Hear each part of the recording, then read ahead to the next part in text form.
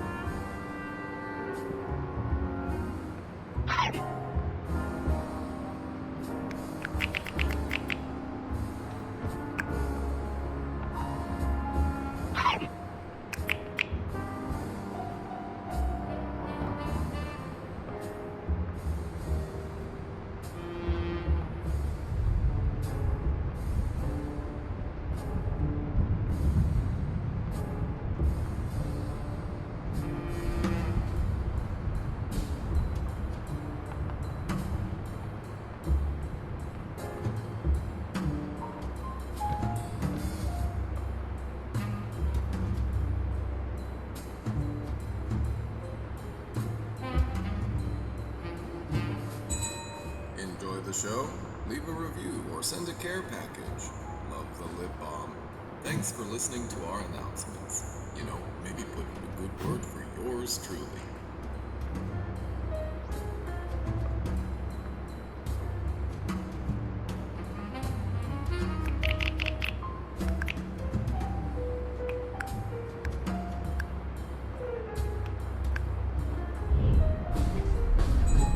Hello, treasured guests. By default, your general admission ticket to the Decameron doesn't include access to our gilded spoke VIP lounge. But if you can find something that proves you have what it takes to be a proper helmsman, we may be willing to make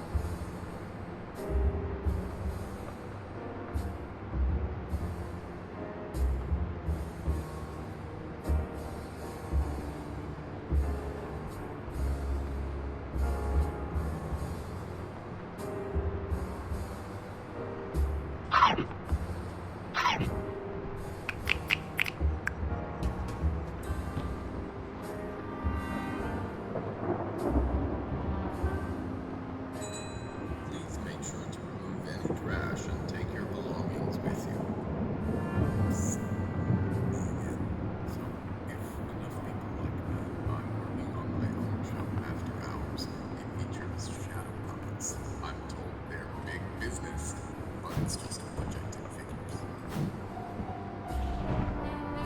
Okay, brother. You ready to do this? Let's go.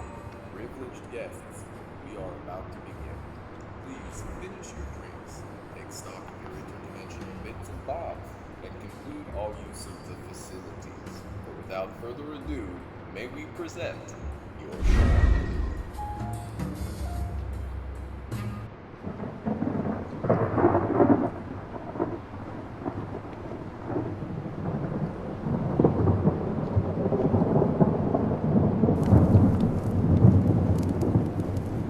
Hey. I'm up here. You want to come join me? All right. Come on up, buddy. And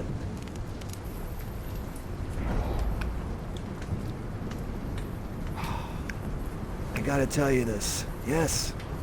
I'm so glad you're back. Listen. You must understand by this point that I am merely ink on paper. I keep trying to live this life, this existence for whoever comes here, but alas, it starts again. Each time somebody comes back, I go through all the journey, and I must, because this is the only way the record gets played. The needle goes in the groove and it spins around and around. Here, come over here. The city shut down, empty. Friends gone, family gone. I thought this was just gonna last a month, maybe a couple of months. Things postponed again. Things extended again. How long? How long am I supposed to live this life? Am I supposed to explore these feelings, these emotions? I feel like it's some kind of, is it Gestalt therapy or something? It's like, I need to see or do this again and again and again until I work through it. And what am I working through, my friend? What am I working through? I'm working through myself as Prospero, the ultimate illusionist. No one in control. I'm the one who controls all of this. I mean, theoretically, I make you see what you want to see because look over here. You see the city. You see my backyard. You see my house. And what's the point of having such a great house if you can't even go inside of it, right? You're locked out. But this is me. I'm locked out of my own home, of my own self, of my own family.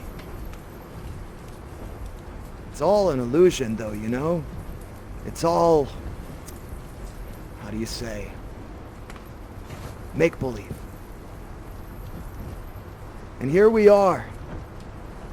The more I do this play, my friend, the more I realize there's a reason why Shakespeare wrote it this way.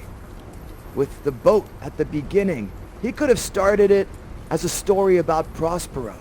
He could have had Prospero walk out on stage and say, "Greetings, audience," or whatever, and been like, "Hey, I'm Prospero. The story is about me." The reason he didn't do that is because the story is not about Prospero.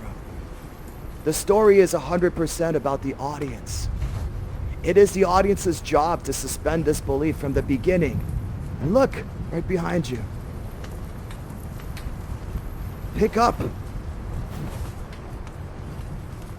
the metaphorical steering wheel and steer the ship of their imagination. Us on a boat. We're all on the same boat. All the same ship, so to speak, right? He knew that. Shakespeare knew that. And he knew that it's the audience. But what he couldn't fathom was that we would come to a time when the audience would be empowered to become the star of the play. Back then, life was so difficult, the audience just wanted to sit back and watch, or stand and watch, have a good laugh, be there just, open to the elements, right? At the Globe Theater. He knew what he was doing. He never imagined that one day the audience would take charge. So here we are, friend. And you are now the star of the show. The star of the Tempest. But it's not the Tempest. The way it was written a long time ago is very, in my personal opinion, don't let any of the Brits hear this, it's a little outdated. It's beautiful poetry. And you let the language wash over you as an audience member. But it's a lot to ask for the audience to perform when the audience can't even speak. See what I'm saying? Instead, you need to do. So here you are, the captain of the ship. And I am your humble bosun. Captain, we're on a ship in a storm. And this is true. I mean, look out there, friend. We are in a storm in the middle of the ocean. We don't know when we're getting out. I don't see any land in sight, do you? What does this mean? What have we done to deserve this storm upon us? Is it an illusion? Is it a means to bring us to some place? This is what's going through the sailors' minds. Or maybe not. Maybe some are just busy taking in the topsail.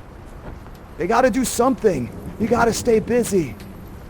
Because when the storm hits, there's no athletes in foxholes, as they say. You go, go, go. And you turn to your captain and you say, Captain, how are we doing? And you're nodding. So I think we're doing okay. I think we're doing okay. Come on, Captain. Let's get back to the campfire. Good job. Here. Where'd you go? Oh, you're still up there. Come on down, buddy. I got you. I got you. Come on. Here. Let's tell some ghost stories.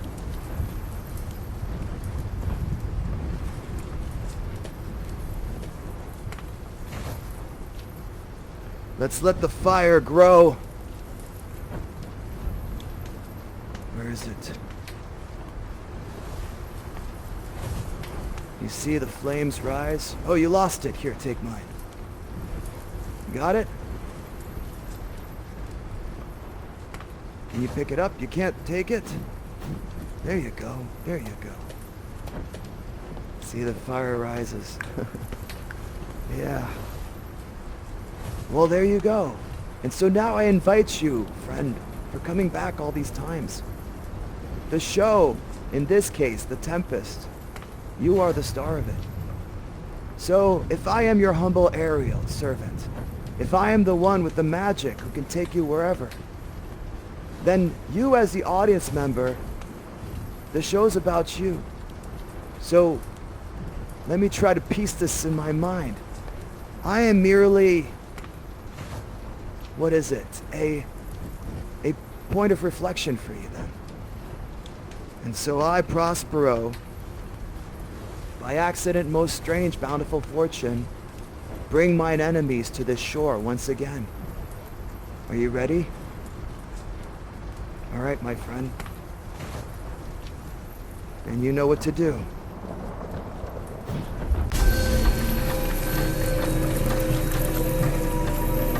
Make the circles wide.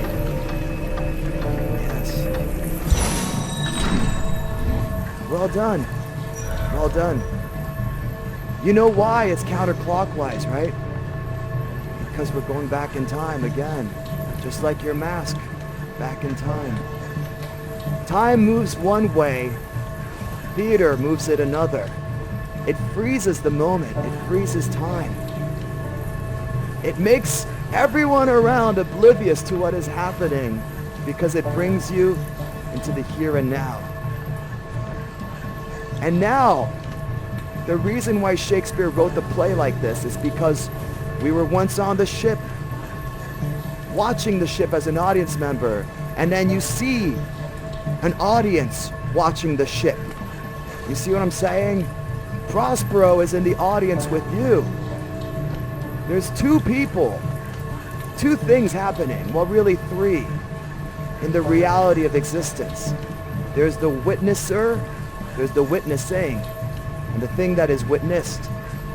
But now, it is your job to be the witnesser and watch the havoc that you have caused upon this ship.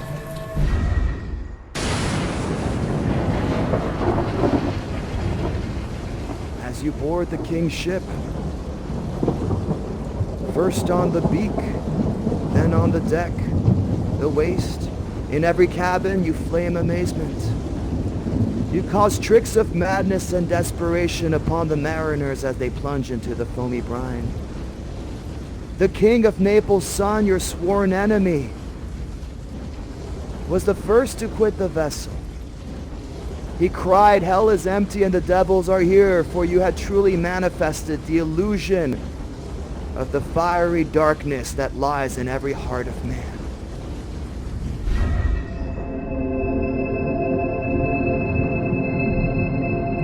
The song that is sung here is truly profound and is very timely, as you'll hear from its sound. Full fathom 5, thy father lies, of his bones are coral made. Those are pearls that were his eyes, nothing on him that doth fade, but doth suffer a sea change into something rich and strange. Sea nymphs hourly ring his knell. Hark! Now I hear them. They're getting closer, friend. Time to conjure the past. Ding dong bell.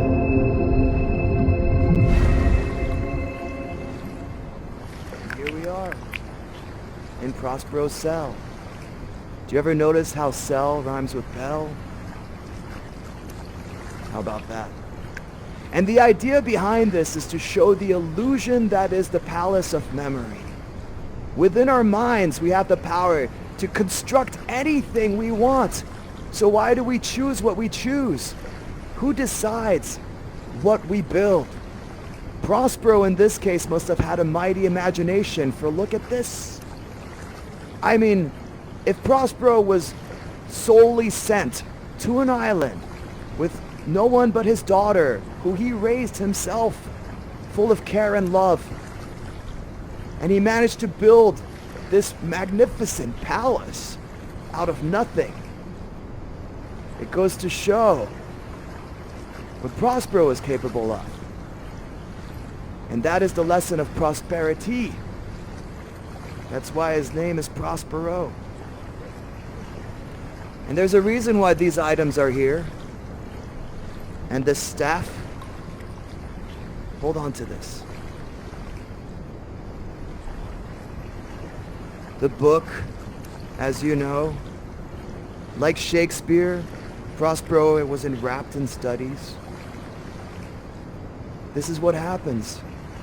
We work on bettering ourselves, but little attention sometimes is put on bettering relationships and connections, until we trust our brother so much that our brother takes over our throne, sees an opportunity, thinks only of selfish power, and then they say, look, my brother never cared about this dukedom anyways, right? He was enwrapped in his studies. I'm doing his people a favor. Maybe he was right. It was a lesson, for sure. Now this right here, as you know, when you're a parent, you become a hoarder. You hang on to stuff, right? It's almost like the power of the objects are endowed with the memories that they hold. Upon the mantle of the memory palace, they go.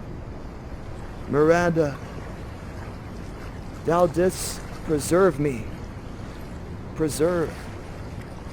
Thou didst smile with a fortitude infused from heaven.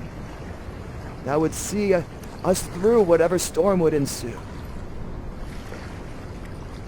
That memory of the smile is what made Prospero build all this.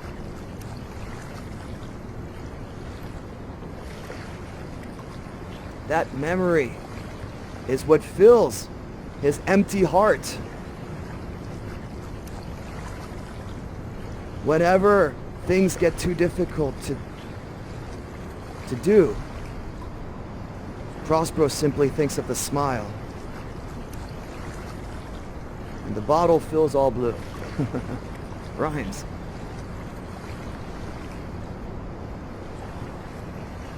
Look at that. Look how I, Prospero, cared for my daughter. You see that? Well, you know the trick. Here, go ahead, stir. Stir the pool. There you go.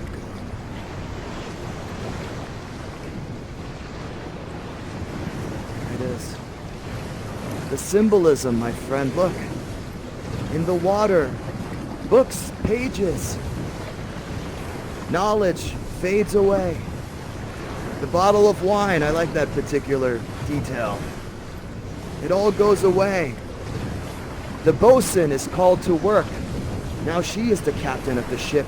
I must take care of her. As our people boarded our escape on a rotten carcass of a boat, we were given a bad deal. Not rig nor tackle, sail nor mast, it had nothing. The rats instinctively quit it. No vermin would set foot upon it. There, my people hoisted us. Some favor, maybe that's all they could do. And we cried to the storm that roared to us, the storm that her smile helped us get through. We sighed to the wind, whose pity sighing back again did us but loving wrong. You see, the play could have opened up with this scene because it's the same thing that he made his enemies go through. He didn't forget. He didn't forget one bit.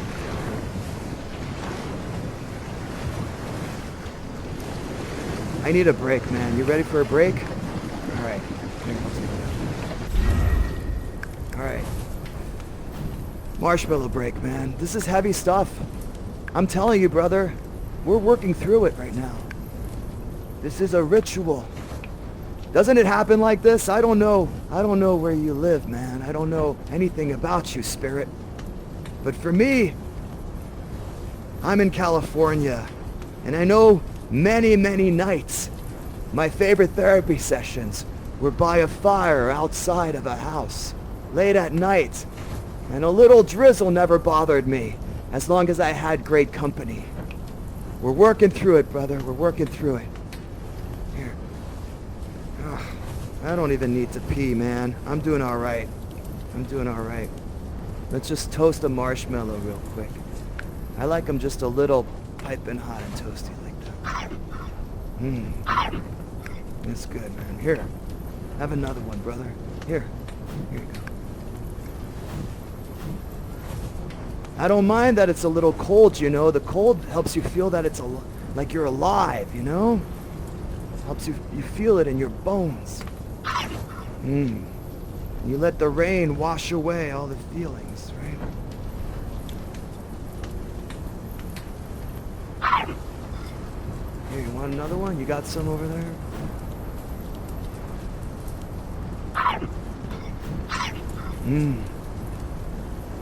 Alright, man. Gotta get back to it. Gotta get back to it, my brother. I got my staff. Prospero's story continues.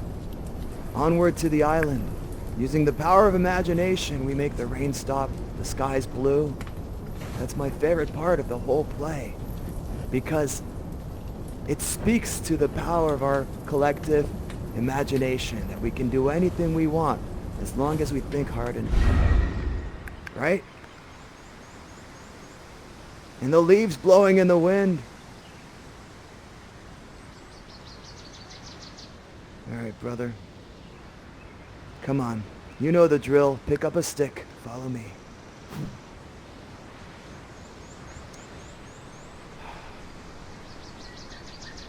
It wasn't always like this, you know. I used to work on myself a lot. Listen to a lot, read a lot. There's a reason why Prospero haunts me. There's a reason why I keep coming back here. It's because I didn't really get it. I feel like I still don't. I'm so consumed with making other people see my point of view. My brother, my enemy, my daughter, her husband. I just want them to understand what it's like for me. I just want them to see, you know? So if only they realize that it was I who brought them together. The thing that Shakespeare doesn't really go into much, and perhaps this is because he just didn't have that idea in the collective knowledge of society back then. But Prospero, I taught her everything she knows. I taught her to fall in love with all the books that Gonzalo had provided me. I taught her to make up her own mind, to make up her own decision. So when she met Ferdinand that day, I knew what I was doing. And I knew what might result. Because I was pitting them against me, lest making winning the prize too easy.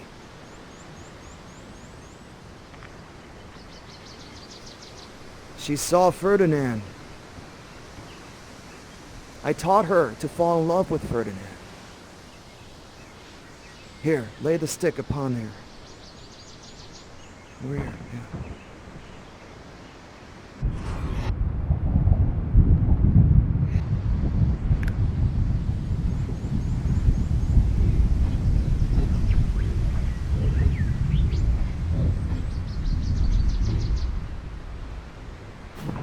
You're back, friend. You're back. I knew you would return. I knew you'd return. Well, look. This is proof. I built the hut for both of us. Listen. Sometimes you need to go away in order to come back and see the progress that was made. I won't bore you with the details of Ferdinand and Miranda. We both know that story all too well. So instead, here. Instead, let's do the banquet scene. The thing I will say about Ferdinand and Miranda is that when you teach somebody to love, they always remember that. They always do, no matter what. They always keep it in their hearts. Because just like the opening of the Tempest, sometimes you just see the ship at sea until you realize that there's somebody else watching the ship at sea. It's perspective. And you know what does that? Time. Okay. Brother, are you ready to play my actual brother? Okay. Put this on. The great thing about role-playing is that you get to be somebody you're not, but also I feel a sort of catharsis. I feel a sort of, some kind of therapeutic quality to it, where I get to see you, and I know you're not my brother, but you're playing my brother, so I get to say things to my brother that I that I perhaps never had said. And what I want to say is that I understand. I understand. I would never admit that to my brother, but I can admit it to you, brother. But now, we must play the scene. You must go. You must go and eat the banquet that I have made for you of poisoned food. They say anger is eating poison and hoping the other gets sick. And yet, I, Prospero, make my enemies do this because I feel this poison inside of me. And so I make them see this dark vision. So go on, my brother. Eat the banquet that I unfortunately have made for you. Go.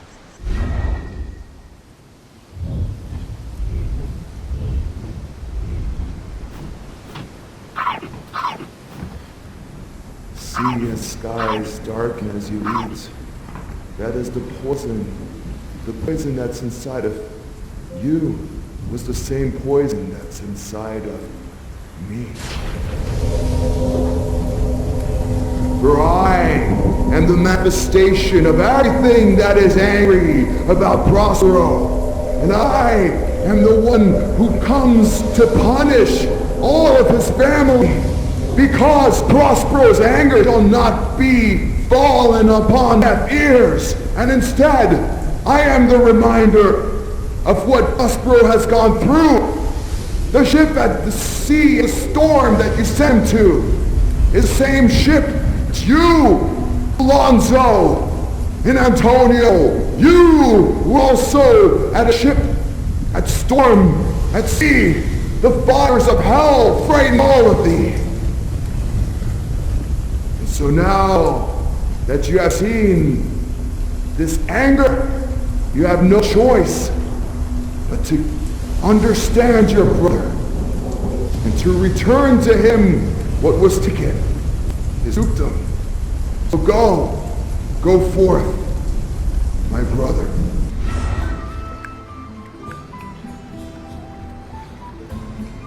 Brother, I am sorry that I put you through this, that you had to eat from my poison heart, that you had to feel the anger that was inside of me for revenge. In reality, I am so thrilled and happy because it's like I orchestrated a whole illusion for you.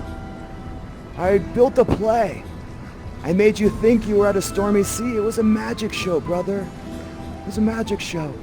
At a stormy sea, you thought you lost your son. At a stormy sea, you thought you were lost on this island. And then upon this island, you thought you were attacked by a giant, angry bird. A harpy. Which is exactly how I felt when you betrayed me. But brother, I know that it was I who betrayed you. I know that I was enwrapped in my studies, and you did what you felt you had to. And I commend you. Because of your alliance with the King of Naples, now my daughter has found a husband. And I can't thank you enough for that. Brother, all the blessings of the goddesses upon your son and my daughter. And let this begin anew. Let this become what the future story will be. Not one of sworn enemies, but one of alliances and unity. Let's build from here a new reality. Come on, brother. Back to the house.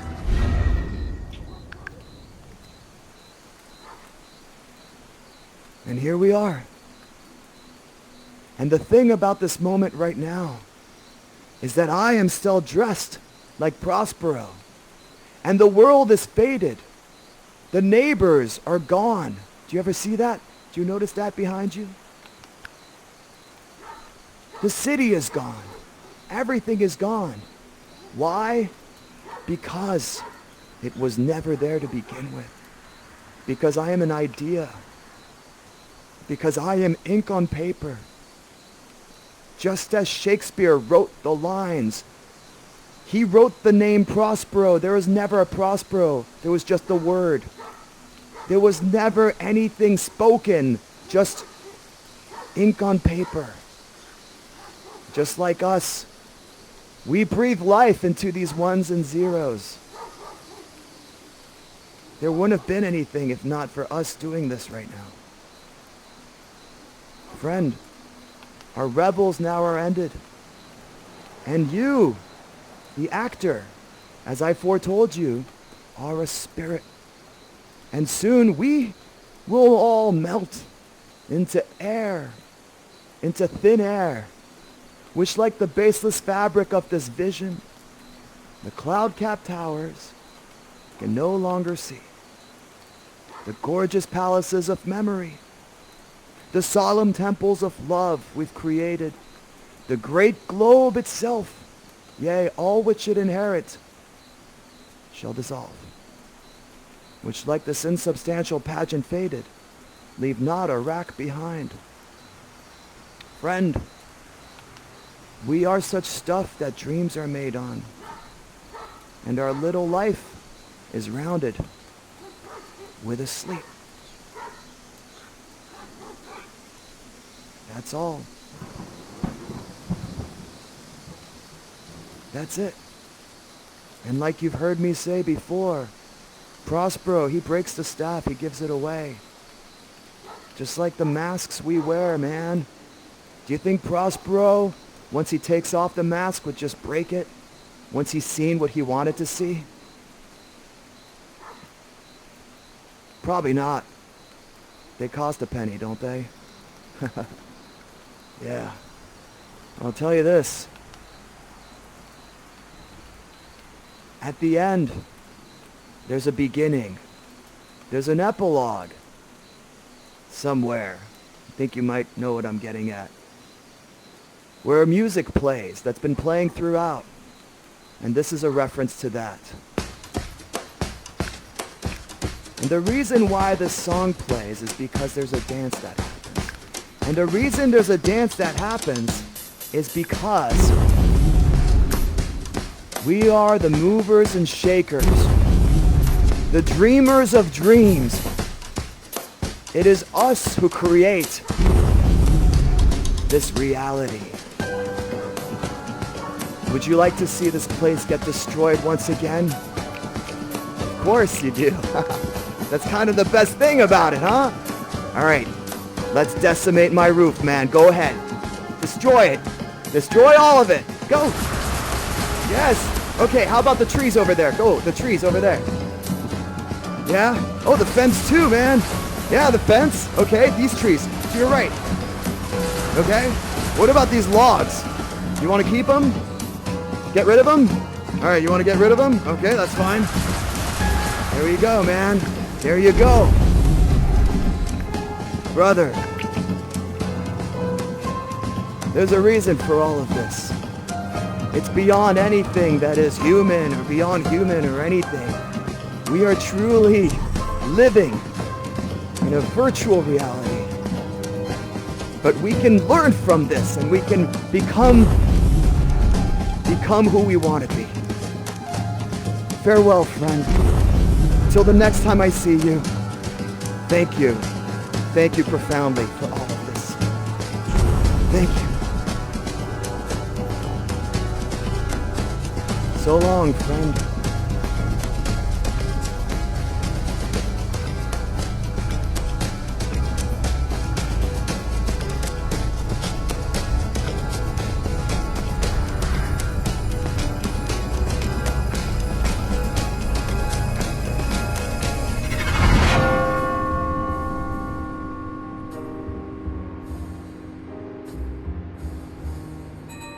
Welcome back. Thank you for realizing this production. May we